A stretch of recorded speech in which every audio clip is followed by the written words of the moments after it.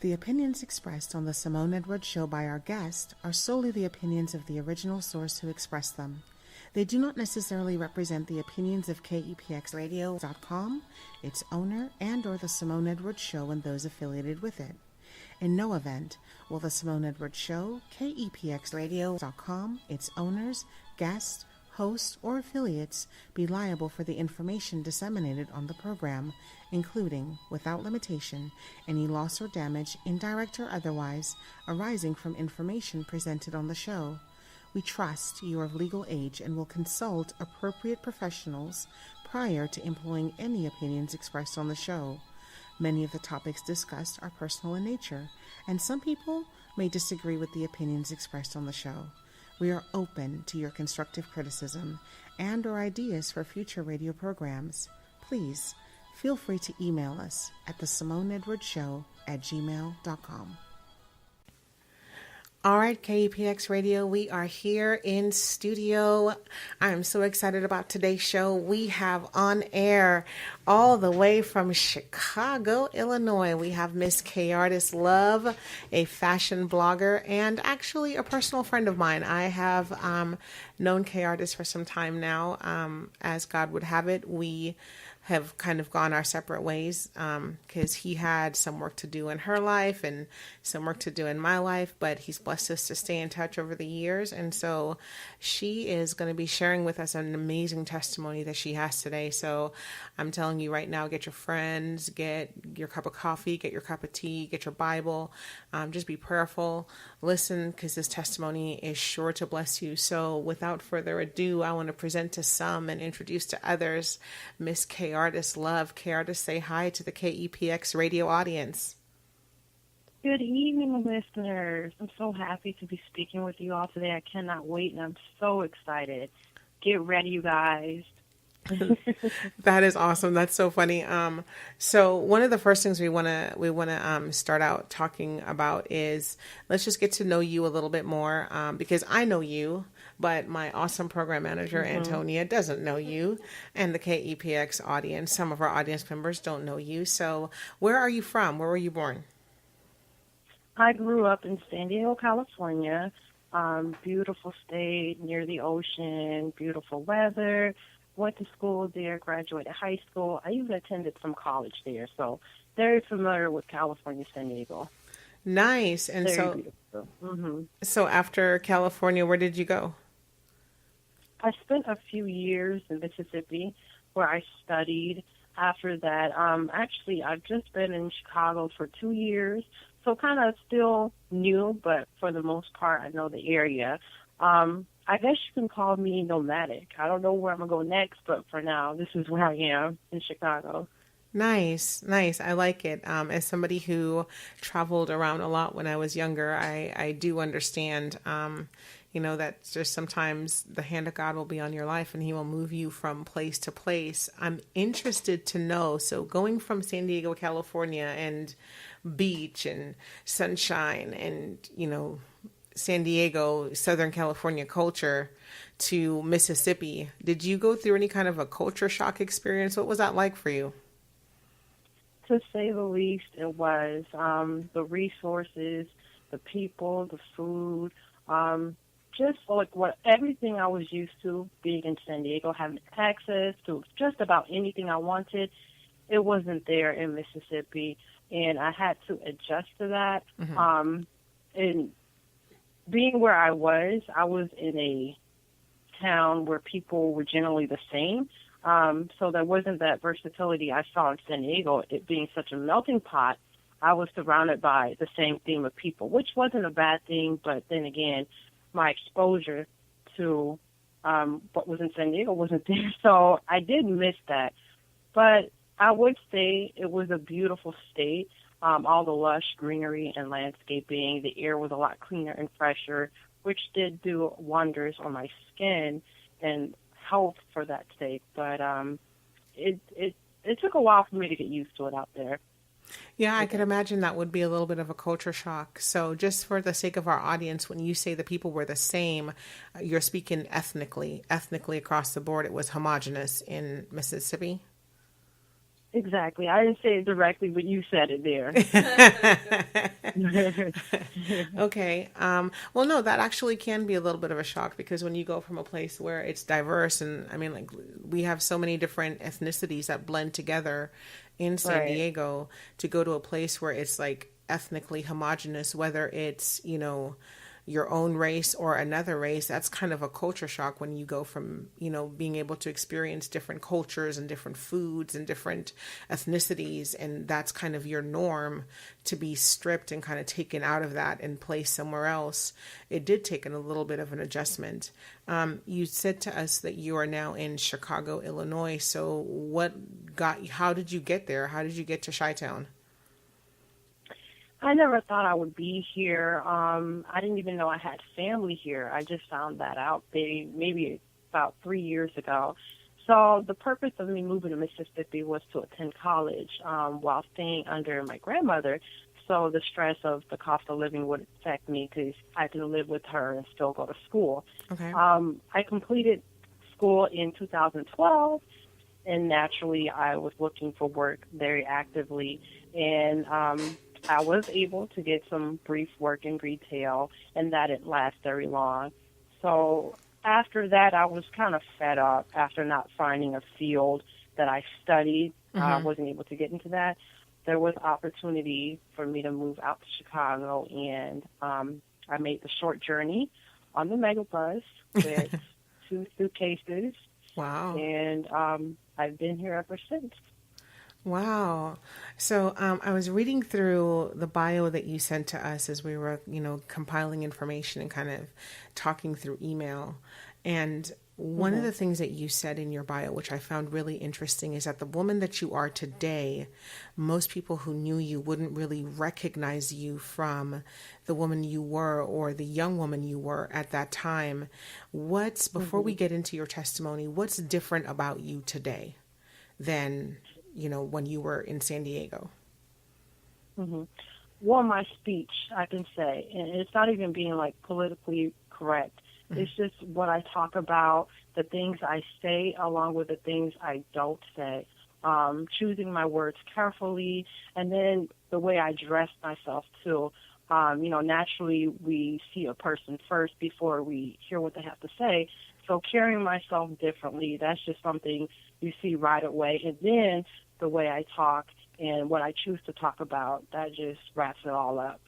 Oh, that's beautiful, Kayarittis. So give us, because, for those of us who are listening who don't know you, we can hear now, okay, there's been a change. So how did you talk before? How did you dress before?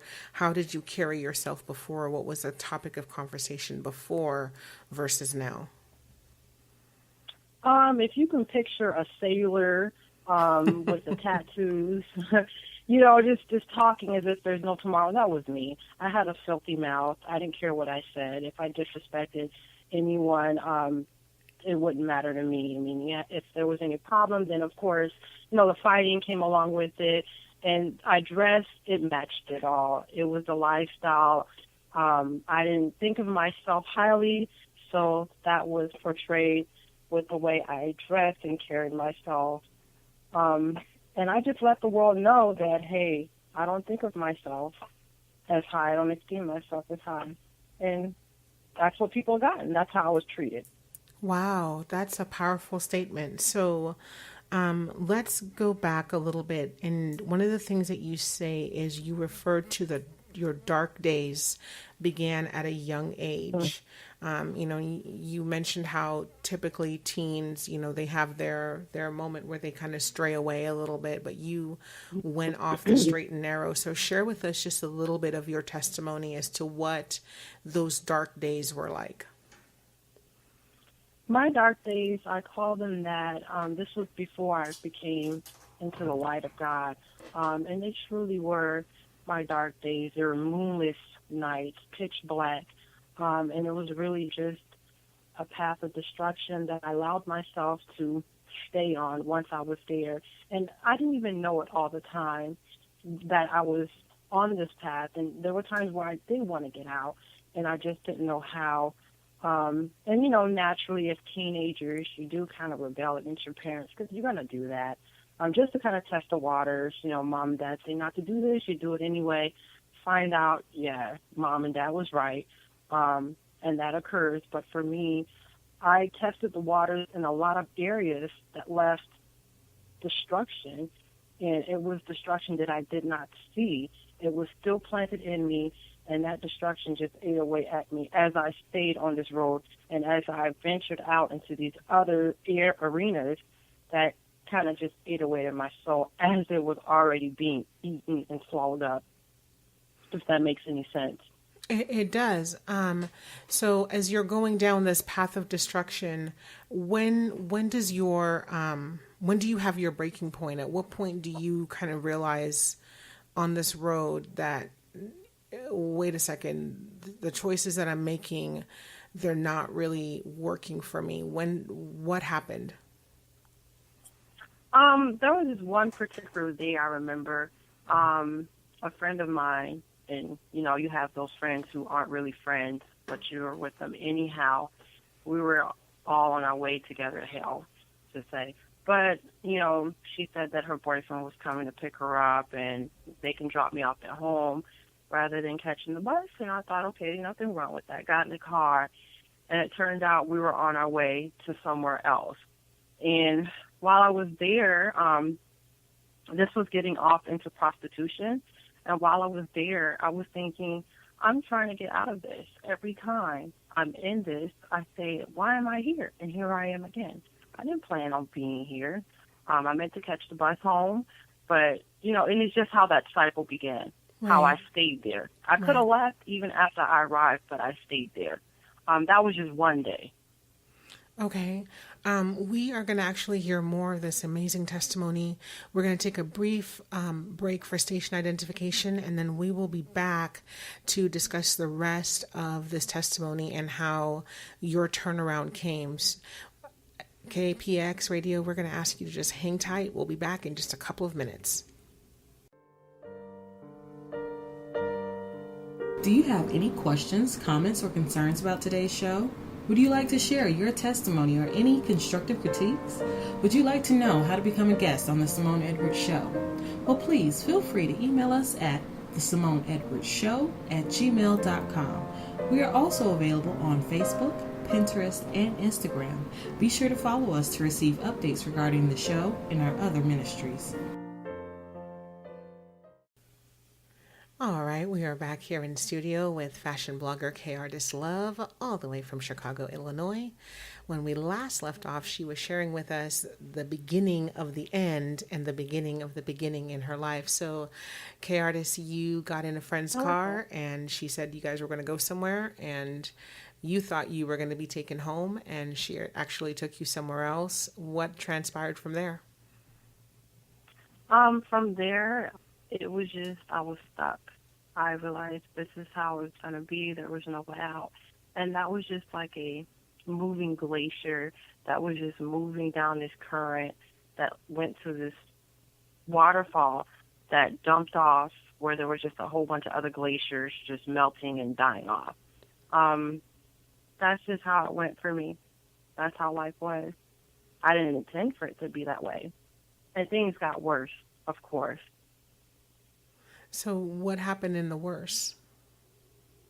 In the worst, of course, that was the aspect. I was doing that. But then again, I began to do drugs. Okay. So, there's this trend, and there's this trend that is stylish. And it makes no sense now. And when you think about it, it's like, boy, that was dangerous and stupid. I could have died.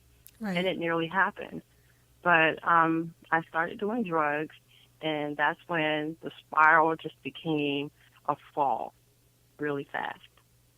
Okay, so now the night of your turnaround, is this also, are you in the same place where you're stuck and you can't get out, or is this another incident that took place? This is the leading incident where the whole life I was living, it led up to this point. By me being with the people who weren't really friends, by me staying there, by me just doing what I wanted to do and not seeking any kind of help and most of all, keeping everything a secret, because I refused to tell anyone or to cry for help, which is what I needed.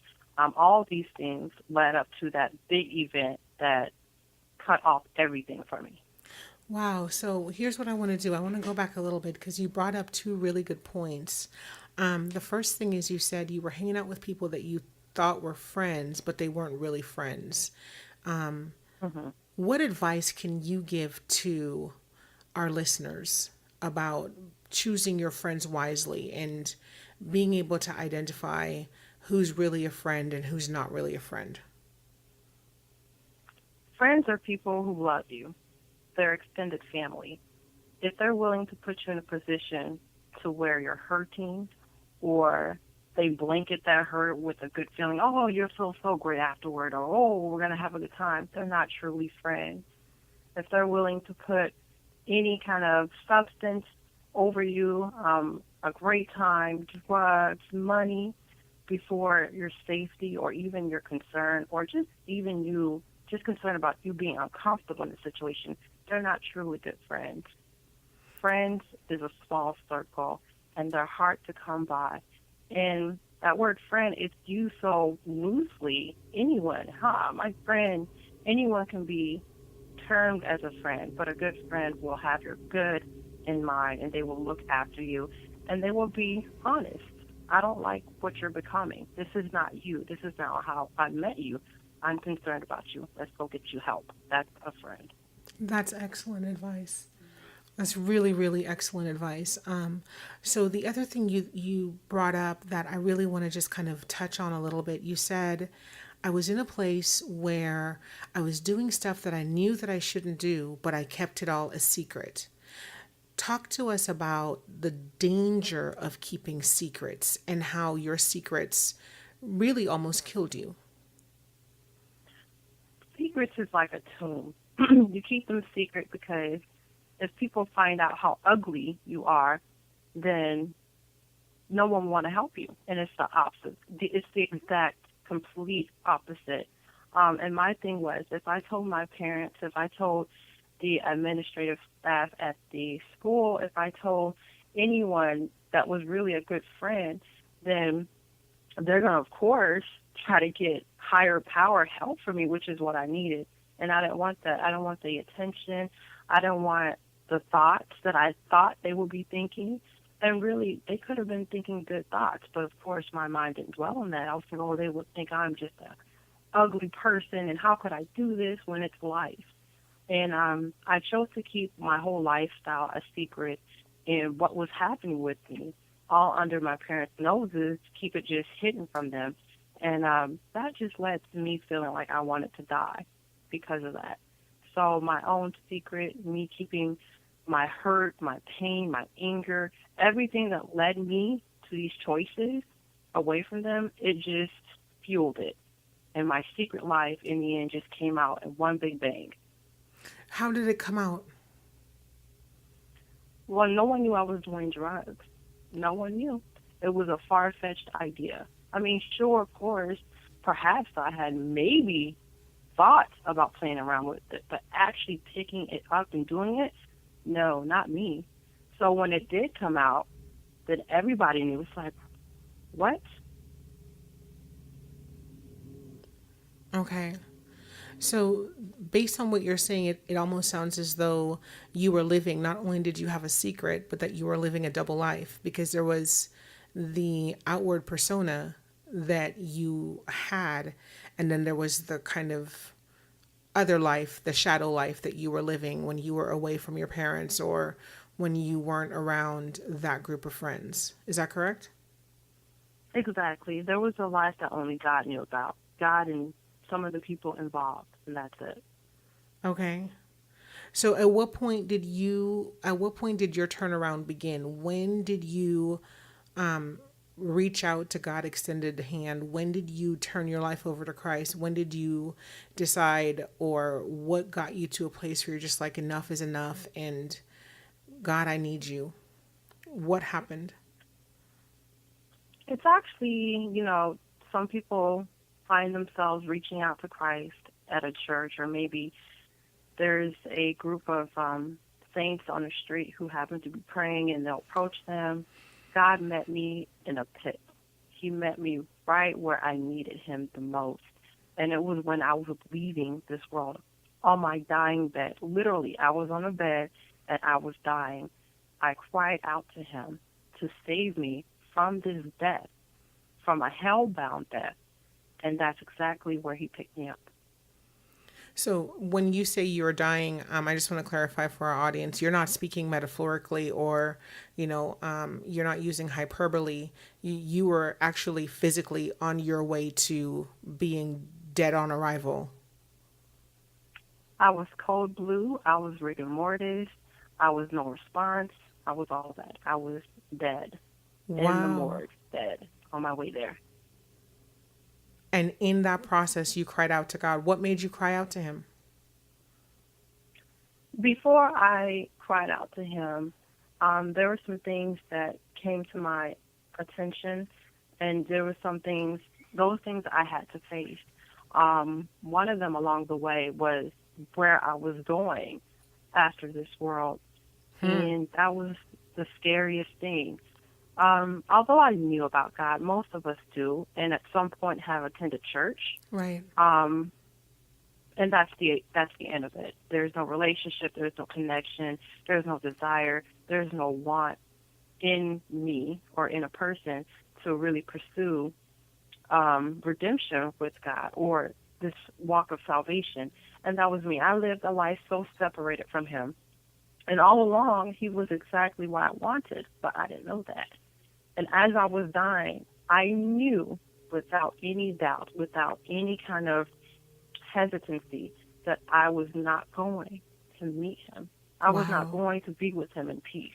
I was going the other direction. And there's only one other direction if it's not in peace with him. And that is the scariest thing.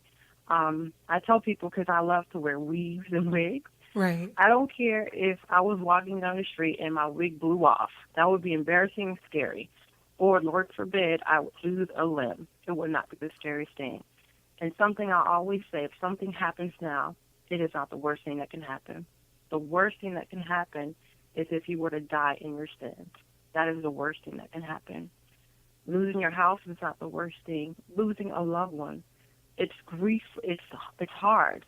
But it's not the worst thing. The worst thing is living your life separated from Christ and dying while you're living this life, separated from him. Because there's one place, and it tells us who's going there. So I knew I fit that category. It wasn't him that was sending me there. I sent myself, because the Bible tells us what kind of people are going to be there. Right. And I was on my way there, and that was the scariest thing, and that led to me crying out to him. That led to me pleading with him to bring me back, to give me another chance. I made a deal with him. I said, if you bring me back, I will never do this again. I will quit this life. I even said, my words were, I will get saved, and I will help people get saved. That's how desperate I was. And I still hold that commitment. That is powerful. That's such a powerful statement. So here's the image that's in my mind as you're talking. On the outside, you are code blue. You're rigor mortis. You are physically dead. People around you are trying to bring you back to life. And inside, in your spirit, you have pretty much, I don't know if you're in your body or not in your body, but you are having this conversation with God because at some point you feel you know that you're leaving this life, and you start to have this dialogue with God. So after you tell him, after you plead to him and you tell him and you make this deal and you're like, God, if you save me, I will never do this again. God, if you save me, I will save other people. I will tell them to avoid this place. What happened after that?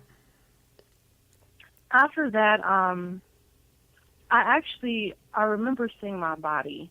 I had taken my last breath. Mm-hmm. I remember hearing my last heartbeat. Wow. I remember going blind and going deaf, not being able to feel anything, of course. And I'm still talking to God about this. And then it's like he just breathed. He breathed, and then I was able to just get up. Like my lungs just expanded. And it's so funny because I could have just, what happened? I was doing drugs.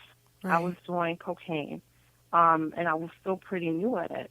And we hear about these stories. People do drugs, even for the first time, and they die from it. And people overdose, and they just slip and die. I could have just slipped and died. But it was just like the clouds were being parted, and I was allowed to see what was happening to me, that I was dying. Wow. And I had a time to talk to God and to plead to him and not just slip and die. I believe that even in that moment, God had a say-so, because if the enemy was allowed to have his way, I would have just passed, just Right. died, not even had that 30 seconds from the time I first realized that my heart and my lungs had collapsed, that I had a heart attack. That time, from the time I was lying in the bed, had taken my last breath, and saw my body, I was able to cry out to God and to talk to him. Wow, that is an incredibly powerful story of God's mercy, God's grace, and God's love. And so we are going to take a break for station identification. When we come back, we want to hear about the turnaround on the other side. Now that God gave you that breath and you went from rigor mortis to your lungs filling back up with air and being able to see again, and literally being able to see again, and literally being able to hear again. We're going to talk about the other side of death, the other side of the escape of eternal death. And we're going to talk about what God has done with your life since that time. So KEPX, you hang on. We'll be back in just a couple of minutes with Miss Kayarittis Love. And we're going to talk about how God's love has transformed her life and what she's doing now. We'll be back in just a moment. Do you have any questions, comments, or concerns about today's show? Would you like to share your testimony or any constructive critiques? Would you like to know how to become a guest on The Simone Edwards Show? Well, please feel free to email us at thesimoneedwardsshow@gmail.com. We are also available on Facebook, Pinterest, and Instagram. Be sure to follow us to receive updates regarding the show and our other ministries. All right, KEPX, we are back here in studio with fashion blogger Kayarittis Love. And for those of you who just may be tuning in, she just finished telling us an amazing testimony of literally being dead and being brought back from death and given another opportunity. So you ask God to spare your life, and you said, God, if you spare my life, I will serve you. And so now take us into those first few moments, and then take us through after that. You come back in, and you're no longer in rigor mortis, and you're no longer code blue. When you come out of this, where are you? Where are you physically when you come out? Physically, okay, so at the time I was laying down on the bed, and I breathed for the first time, and my body's just full of oxygen, and I stood up, and I look at my supplier in the face, and I told him I have to go. And so I looked rough, because as I did at one point begin to cry, and as I was crying, the tears burned my face, so I look a hot mess, and I'm in a rough neighborhood. Right. Mind you, nobody knows where I am, because I was such a liar, too. So nobody knew where I really was. Therefore, I couldn't tell anyone. I didn't have a phone, and no one knew where to come meet me. Right. And so I'm walking, and these two people, they see me, they meet me. Immediately, they call for an ambulance. I always carried my bus pass and my school ID, so they were able to tell the dispatcher who I was, my identity, my age, and so on. Wow. And that was that last day I ever saw those two people, and I believe that God did send those two people Right. to help me out. I'm there. in agreement. And yeah, to help me out there in that area. And at the hospital, my parents, my sister, they came, and that's, imagine the surprise, the shock, when the reason why I'm in the hospital, because no one knew Right. about this life I was living. Right. So it was something for them to take in too. Wow. So what happens after the hospital? How does the recovery process for you begin? So the recovery, it wasn't a 1 day thing. It wasn't a 1 week thing. I remember being home for the first time. My mother had taken that day off work to tend to me, and the seizures, the shaking had stopped. I remember having a really runny nose, and it just been quiet. Like it was just a hush. Nobody wanted to talk about it. I suppose it was too soon to ask, how long you've been doing this. It was just this really strange silence in the house. Right. And at the time, it was December break. It was winter break. It was so there. I didn't need to be at school, so I was just home. I wasn't ready to go out. There was no place for me to go. No one for me to call, and it was just there for me to really soak and think, because this was a new life for me now. Right. The old I could never go back to. So it was just really, it was that bridge from the old life to the new. I made this commitment to God. So now I have to get back in church. And of course, the break is not going to be forever. I'm going to have to go back to school. And the people, they're not going to disappear for some reason. I'm going to have to face them and see them again. Right. So those things I had to consider too. So I'm just there, just soaking it in and wondering what the next move would be. And even then, I didn't know how to talk to God. I knew what he did for me. I knew that was him who came through. He was the only name I called on. But I didn't know how to talk to him. I didn't know where to begin. So I was just kind of there in this mode. And then school began. Break was over. It was January. It was a new year. And I was there, back at school. My environment hadn't changed. Same people were there, but I was different. I was changed forever. I would never be the same. No, please continue. And I remember as I was there, just kind of isolated, I remember I saw someone I hadn't seen in years. Mm-hmm. This was a cousin of mine.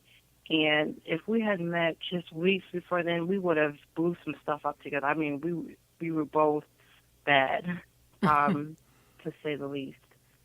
And do you know that this girl, this cousin of mine who I hadn't seen in years, she had already given herself to Christ. Wow.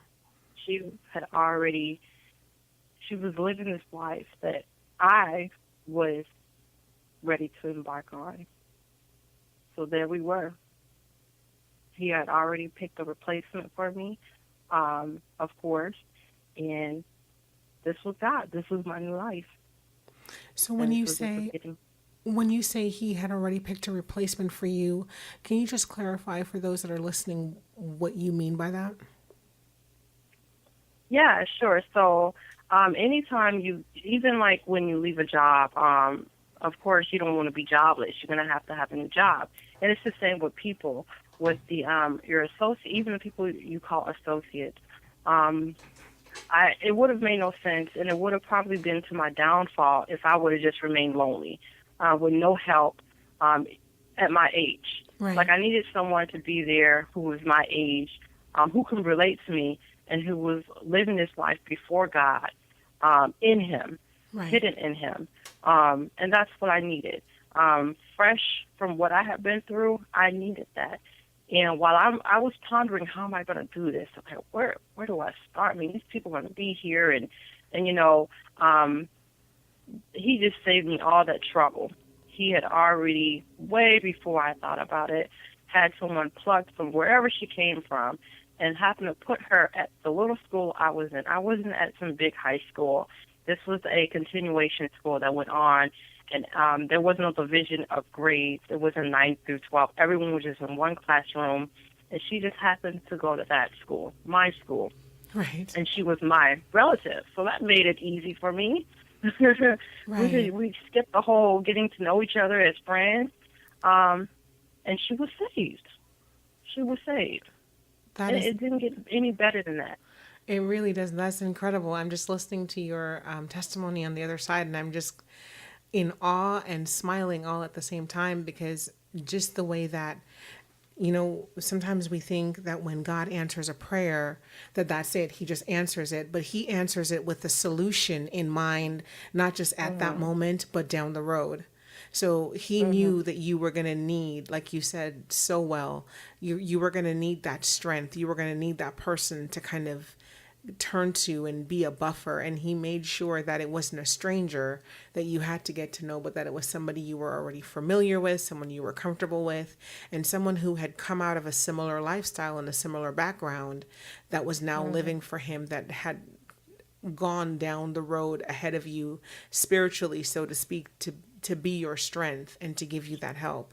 So I think that's an amazing testimony of not just God's love and grace, but his provision. Because oftentimes we think of provision just in terms of material things and food, but God provides holistically.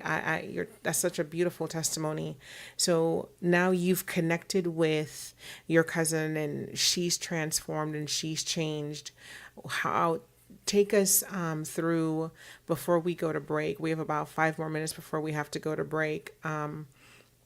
Take us through at this point to how do you get involved in church, and how does your life begin to transform, and when did the layers start peeling off, and when does your change start to come in? Okay. So me and my cousin, we began to hook up and hang out naturally and still just be young, Mm-hmm. because I'm living this life. That didn't mean I didn't want to have fun, and she didn't either. So we just did it, but we did it a different way, a godly way. And church, whew. So it's transitioning. I'm going back to church, and that means it's a whole new family for me. It's a bigger family, and there was this fear of maybe not being accepted. There was this fear of maybe just getting back into that former life of just going to church and not being the church. And Right. I had a fear of that at first. I didn't want to just go to church like I did before, and that's it. Right. So I decided to go back to a church that I had went to years before, along with my mom and brothers and sisters as a family. Mm-hmm. And I was familiar with the location, the pastor, and some of the saints who were still um, attending there. And I went as I was. I didn't try to make myself look different. I went exactly how I was. Mm-hmm. And I remember they hadn't seen me in a while. And they knew just from the look that God had done something with me. Right. He had just done something. And I got to share that with them. And they welcomed me. And I really appreciate it. They welcomed me with open arms. They loved me. And that's exactly what I needed. I needed to be accepted at a church. I needed that family. And that's why it's so important for anybody coming from any kind of thing, whether it's if it's like mine, or if you just need a second family from your own family, to go to a church, because they will accept you and they will love you. Right. And they met me where they didn't try to change me. They Right. didn't try to make me look the way they did, saved, because, saved for 10 or so years. They met me the way God met me, the way I was. They didn't try to change me or take stuff off, and they loved me where I was. And that was so good for my growth. And I continued to go back. And Right. as I continued to go back and stay and sit with the saints and listen, I began to change. I began to change. And it was something that you can see, too. At some point, you will see change. It will start with intangible things, with how you view yourself, how God views you, and picking up the principles that he wants us to live by. And then that will transcend until it will manifest itself outwardly. So I remember dressing older, kind of like in these layers that shielded me. I started to dress more youthful, and it was tasteful, not the way I once did. And then, of course, God knows what you need. Right. He knows if you need a mother figure, a father figure. He knows if you need a playful older brother, mentor type. He knows if you need to be like a leader of some sort and you need to lead somebody else. Right. He knew what I needed, and he gave it to me at that church. I didn't find a person at some kind of library association or some. It was at the church. Mm-hmm. He gave me a person that I needed in my life. I needed kind of a big sister, a mentor. I myself was a big sister. I had a little sister, Right. but I needed a bigger sister. Not so much like a mother, Mm-hmm. but more of a, come on, girl, get real. You can do this. Kind of big sister. Right. And he gave me that. He gave me that. That is absolutely wonderful. I think that is a beautiful thing. So how did that relationship help you? I remember how I met her the first time. I had seen her before, and I used to catch the bus to church. Of course, I didn't have a car, and my parents weren't in the church. Nobody was in the church at this time, so I would catch the bus there. And I had gone there one day. I believe it was a Bible study, if I can remember. And one of the ladies just asked me. I was actually waiting. Someone was talking. I was waiting for them to finish so I can ask them for a ride. And she just said, "Hey, do you need a ride?" And yeah, sure.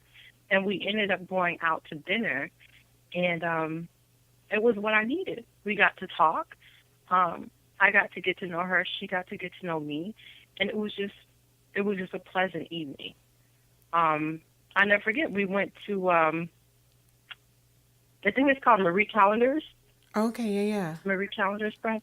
Yeah, we went there, and I had like a soup kind of thing, and it was nice. I didn't feel like I was pressed, like it was some kind of questionnaire or survey or where'd you come from or kind of thing. Right. So it was just a nice evening, and that was the first day to a journey with this woman, this amazing woman of God, and it was wonderful. Oh, that's beautiful. I'm so glad to hear that. It's really, yeah, that's incredible. We are going to have to take a break for station identification, and we are going to come back and we're going to talk about what you're doing now, because you are doing some phenomenal things right now. And so, we want our KEPX audience to know where you are and your testimony and how that has shaped you and the choices that you're making and the awesome things that you're doing. So we will be back in just a moment. Do you have any questions, comments, or concerns about today's show? Would you like to share your testimony or any constructive critiques? Would you like to know how to become a guest on The Simone Edwards Show? Well, please feel free to email us at thesimoneedwardsshow@gmail.com. We are also available on Facebook, Pinterest, and Instagram. Be sure to follow us to receive updates regarding the show and our other ministries. Okay, we are back in studio with fashion blogger Kayarittis Love, and we just heard a testimony of how God brought her back and how she changed and transformed and how God put in her life exactly what she needed at the time that she needed it. And so we are going to talk now about what you're doing. You are all the way in Chicago, and you're doing Yes, I am. you're doing fashion. And here's what I love about what you're doing right now. One of the things, you got your degree, just to fast track a little bit, you got your degree in criminal justice. So congratulations to Right. you. That is an amazing accomplishment. Got your degree in criminal justice, and you've always had a flair for style and fashion and a love for all things beautiful. So you said that God gave you this really original idea and blueprint to help other young people like yourself.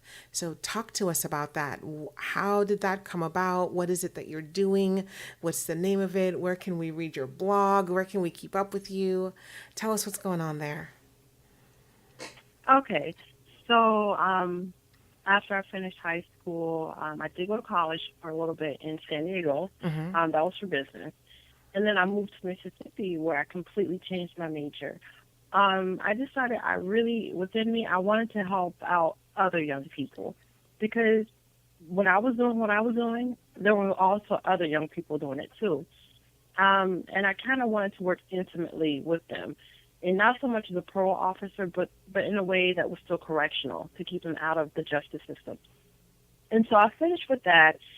And then I remember just maybe like a week after I had graduated, I didn't really want to go further and pursue criminal justice. And I prayed about it, and I decided just to go into my passion, which was fashion to begin with. It's always been fashion. I've always loved clothing, silhouettes, drapery. It's just so phenomenal. And it's something just about everyone in the world in some way can relate to. Right. And so I went to my dream school. I'm still in Mississippi, so I took it online. It's the Academy of Art University. It's based in San Francisco, California, and I took up fashion design. So while I'm still in Mississippi, I'm just thinking to myself, and I'm talking to God, I don't want to waste the time I put in studying for criminal justice, because it's completely different fields. You got criminal justice, you got fashion design. How different can you be? And I was like, well, I really don't waste it. So he gave me this idea, and I remember writing it down. When I have things like this, I write it down, I date it, about combining the two. Well, how in the world do you combine the two? This is what he gave me. Right. This is how brilliant our God is. Why not help young people, keep them out of the justice system, deter them away from criminal behavior by using fashion to do it? Wow. And that's when that was birthed. And I've developed the idea. I've gotten to practice it now that I'm in Chicago a little bit more, and I just love it. It's something I want to continue with, and it really is something that I believe God has given me to execute and do. He gave me the idea. I love fashion. I've taken up criminal justice, and that's what I'm doing. So when you say that's what you're doing, so now how are you going about it? And I don't want you to give too much away because it's an idea that God has given you, but share with us what you can about, your blog and what you write about and who you write to and where your blog is seen and how you incorporate fashion and criminal justice. Okay. So since I've been here, I've picked up work as a journalist. And that's one of the skills I've realized God has given me. I love to read and I love to write. And it's become my responsibility to really develop that. So I love to write. That's something He's just breathed into me. So I've been a fashion journalist, and then I began talking about this. And I remember, for instance, I had a presentation that I presented at an organization called Second Chance Community Organization here in Chicago, and it was during their summer camp program with a bunch of youth and young adults. And the way I did it, I also took up fashion illustration while studying fashion design. And so I drew a couple pictures.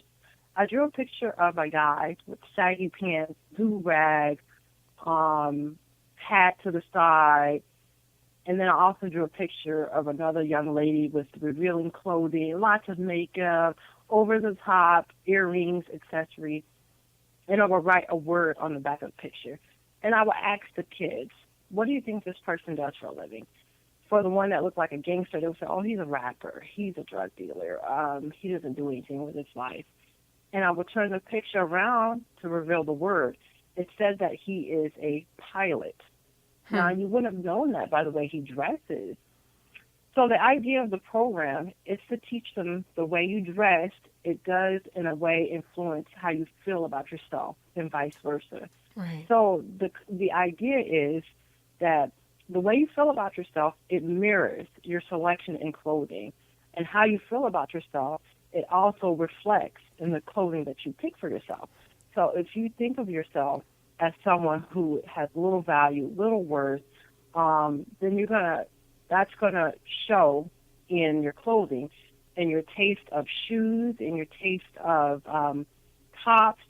And then again, the idea as well is if you take a young man and you put him in nice clothing, he wouldn't have the same idea of putting himself on the corner or doing something illegal, to say, because he looks so nice. Why would he want to mess that up? It seems like a silly idea, but it's effective, and it does work. So those are just two little strategies that I'll put into the program. That is excellent. I really love that, because one of the things that it does is, it's so easy for us in this present age to talk about, oh, don't judge me, don't judge me, don't judge me. But the bottom line is, and I love the wisdom that is found in the Word of God. It says man looks on the outward appearance, and whether we like it or not, people will look at your outward appearance and make a determination about you, whether it's true or not, because the only person that can see your heart is God. The only person that knows who you really are on the inside is God. And so whether we're in the church or outside of the church, it's so important that we present however it is that you want to be treated or respected or received. It's so important that you dress in a way to mirror that. If you want to be taken seriously, as a business person, it's probably not a good idea to go to a business meeting in club wear, unless you're just eccentric and you own the business and you're already a multimillionaire and nobody really cares because they all work for you. If you're looking to start out in life, it's so important that you represent yourself well. So I think that that's a really good plan that you have in place. One of the things that you talked about is that low self-esteem can lead to early pregnancy, prostitution, and the tolerance and acceptance of a particular lifestyle, gang relations and drugs, dropping out of school, and the endless avenues that the enemy uses to pull young people away. So my question for you is, if you could let's just dream for a moment. Let's say 5 years from now, what do you hope that God will do with this program that you have developed and that you are farming out to different community organizations? Where do you hope to see this 5 years from now? 5 years from now, it would be my dream to have this well-established, partnered with Chicago Public Schools, because out here in Chicago, you see the poverty and you see what the young people are facing, what they're dealing with, and they accept what they're labeled as based off where they live. And I want to have that well established. I want to have it up and running for boys and girls. And then I would also like to expand it, because I did spend a few years in Mississippi. I would like for it to reach those borders as well. And then going back to the West Coast, that will be a dream if it can be alive and thriving there, teaching young, because it's human nature to judge off what we see. Right. That's something that we're naturally going to do. Right. And we can have them judge good things on us. And we can do that all by, first, it starts with our thoughts, how we think about ourselves, and then that will reflect outwards.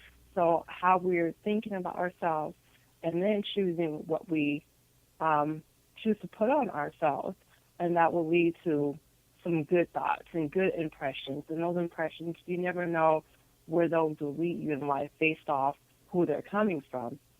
So to have that up and running in the 3 states that I have lived in, where I find it suitable and applicable, that will be a dream for me. That is incredible. I love the fact that God has placed you in Chicago at this time, because, one of the things, unfortunately, when we think Chicago, it has unfortunately become synonymous with crime, especially black on black crime and things that affect our young people and affect our youth. And you said it best when you said that a lot of times these young people, because of either the neighborhood that they're living in or their socioeconomic status, that they have actually taken on the label that's been placed on them.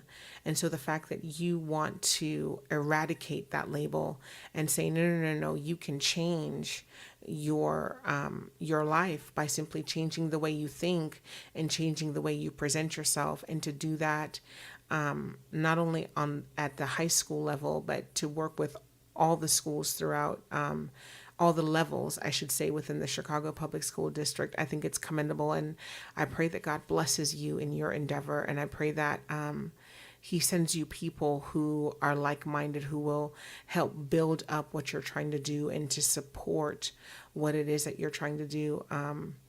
And whether it's through resources or connections or whatever the case may be, I really do pray that God blesses you to do this, because I think that what you're doing is incredible. Here's one of the other things that I want you to share with our audience. How old are you, Kayarittis? I am 25 years old. So 25, Lord willing, 46 on Tuesday. So for those of you right now. That's right. That's right. Well, happy early birthday. Thank you. You're very welcome. And so what I want to do is I want to encourage those of you who are listening. There's no such thing as being too young or too old. If God has put something on your heart that you want to do to help other people, there is no greater testimony, there is no greater fingerprint than the life that you have lived. And if you would just turn that life over to God, He will take every experience that you've had. There is nothing that is wasted in the economy of God. And He will take what you have gone through, the good, the bad, and the ugly. I mean, we just heard Kayarittis talk to us about literally coming back from death and literally having a conversation with God at the point of death and saying, God, if you deliver me from this, if you save me from where I know I'm going, I will give my life to you, and I will do everything in my power to make sure other people don't come here. That's just phenomenal. That is absolutely incredible. And if God can do it for her, then He will do it for you, because He is absolutely no respecter of persons. So whatever idea you have, whatever thought you have, just step out and ask God to step out of the boat with you. God, I'm stepping out and I want to do this and I want to help other people, because I know what it's like to be there. Just like Kayarittis knows what it's like to be that teenager who's living the double life and that secret life and trying to find, and she said it best in her own testimony, that Jesus was exactly what she was looking for. She just didn't know that it was Him that she was looking for. So, I just want to encourage those of you that are listening, use your gift, use your talent, use that ability that God has given you, use your experience to make a difference in the lives of other people, and watch God do wonders through you, because God loves people. And the more you want to help people, the more God will help you to help other people. Kayarittis, before we go, because we're coming to the end of it, what would you say to any young person who's listening right now? What would you say to them about what can they take from your life? What can they take from your testimony? Find, if there's anyone in life that inspires you, that motivates you to do good, follow those people. Whether it be people in the Bible, living people, look for those people. If the people if they're not doing anything with themselves that'll lead to education, to any kind of empowerment, then lose those people. If they're not doing anything for you, just breathing the air around you, then there are people that are going to come in your life, in and out as you grow. And you want to be around those good people. So follow those people who are doing good. And use your gifts and talents. You're never too young. Never, ever too young. You can do something right now with what God has given you, and they're there. The gifts are already there, and you can always use yourself and your gifts to help yourself and other people. That is absolutely beautiful. So where can we direct us to an address where we can read your blog? Right now, there's this newspaper that I'm writing for called the Awesome Voice newspaper. I don't know if they have my work online. I do know it's in print, but that's the Awesome Voice newspaper.com. The Awesome Voice newspaper.com. That is the Awesome Voice. And if they have her work in online, as well as she's definitely in print in the in Chicago. And if you can't, hopefully they will also have her work online. If not, you can definitely find her on Facebook and friend her. I know that she has some pretty pretty powerful posts that she'll put up every once in a while. Some things are very thought-provoking and will get you out of your comfort zone. We are a little bit past our time. Kayarittis, we thank you so much for sharing your testimony with us. Thank you for being so willing Thank you for to having me. allow God to use you. Thank you for the work that you're doing on behalf of the kingdom of God in the lives of young people in Chicago, and not being ashamed of your past, but using it as a way to empower others. We are so fortunate to have you on air with us. And until next time, KEPX Radio, we are going to sign off. And as always, I just want to encourage you to keep looking up. Give God your heart. Give God control of your life. Just trust Him. Trust Him. Trust Him. Trust Him to do what He said He's going to do. And when you feel that pull on your heart, just remember the words of Acts 2:38. Repent and be baptized, every one of you, in the name of Jesus Christ for the remission of your sins, and you will receive the gift of the Holy Ghost. We will see you next time on the Simone Edwards Show. Bye.